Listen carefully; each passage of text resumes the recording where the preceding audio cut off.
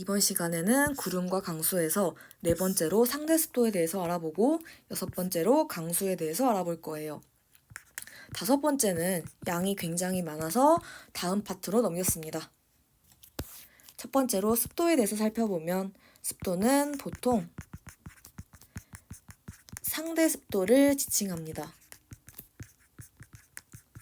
그리고 공기의 건조하고 습한 정도를 의미합니다. 상대 습도를 구하는 공식이 있는데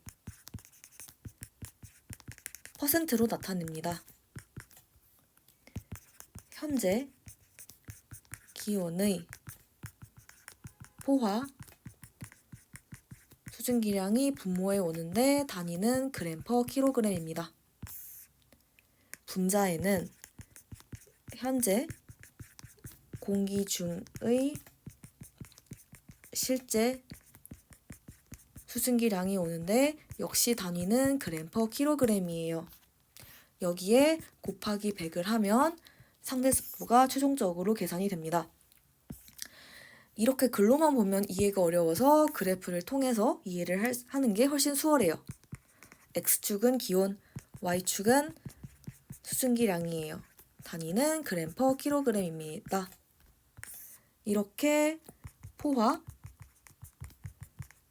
수증기량 곡선이 있어요.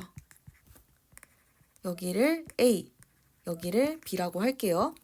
그리고 A와 B를 연결한 직선과 Y축은 평행하다라는 특징을 가집니다. 여기서 상대 습도를 구해보면 퍼센트로 구하는데 A의 Y값 분의 B의 Y값 곱하기 100을 하면 최종적으로 상대 습도가 나옵니다. 이렇게 글로만 표현한 걸 그래프로 표현하니 훨씬 이해가 수월해졌어요. 두 번째로 상대 습도 100%의 의미에 대해서 살펴볼 거예요. 세 가지 의미를 파악할 수 있는데 첫 번째로 포화 상태를 지칭한다는 걸 알 수 있어요. 즉, 포화, 수증기량, 곡선 위에 존재한다라는 걸 알 수 있습니다. 두 번째로 현재 기온이 이슬점이다라는 것도 알 수 있어요. 세 번째로 실제 수증기량이 포화 수증기량이다라는 것 역시 알 수 있습니다. 이 부분은 그래프를 통해서 잘 알 수 있을 거예요. 세 번째로 상대 습도의 변화에 대해서 살펴볼 건데 수증기량이 많고 기온이 낮아지면 상대 습도는 증가합니다. 수증기량은 Y축이죠?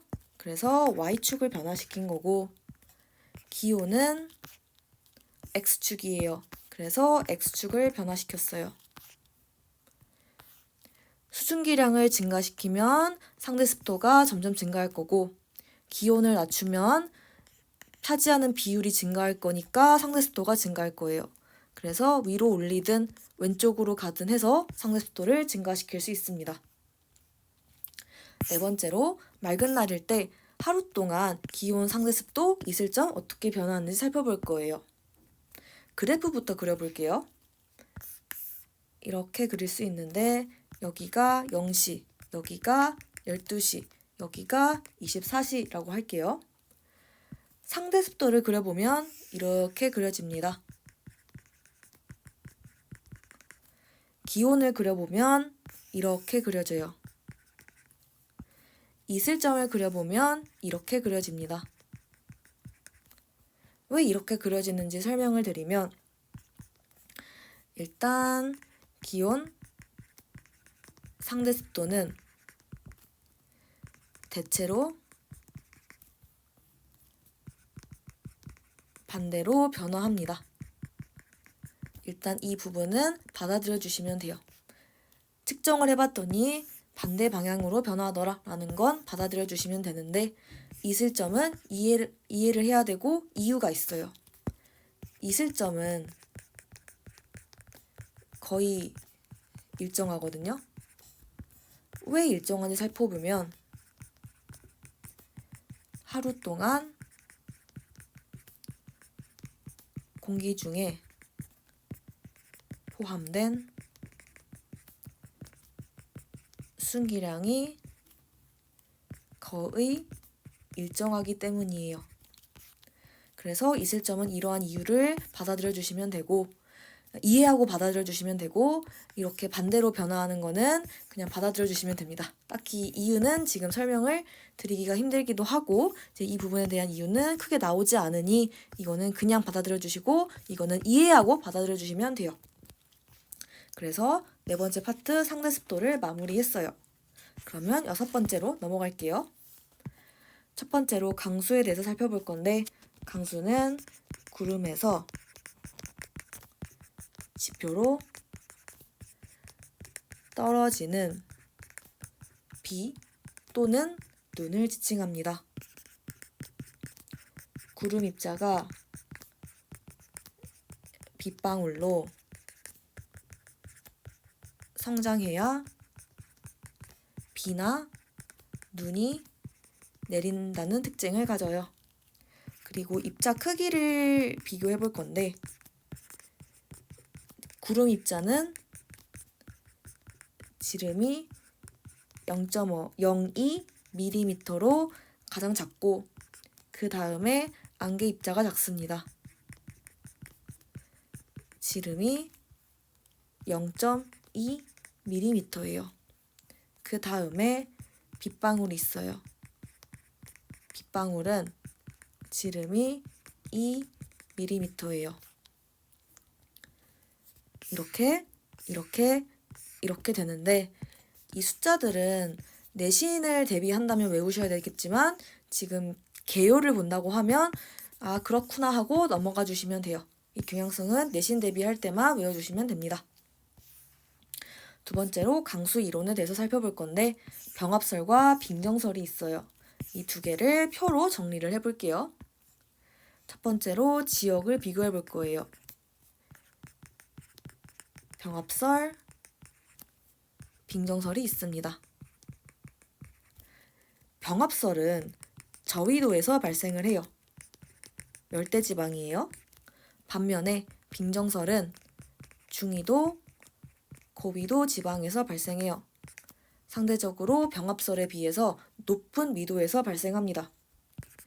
구성을 살펴보면 병합설은 물방울의 형태를 가지고 있고, 빙정설은 물방울의 형태를 가질 수도 있지만 얼음 알갱이일 수도 있어요.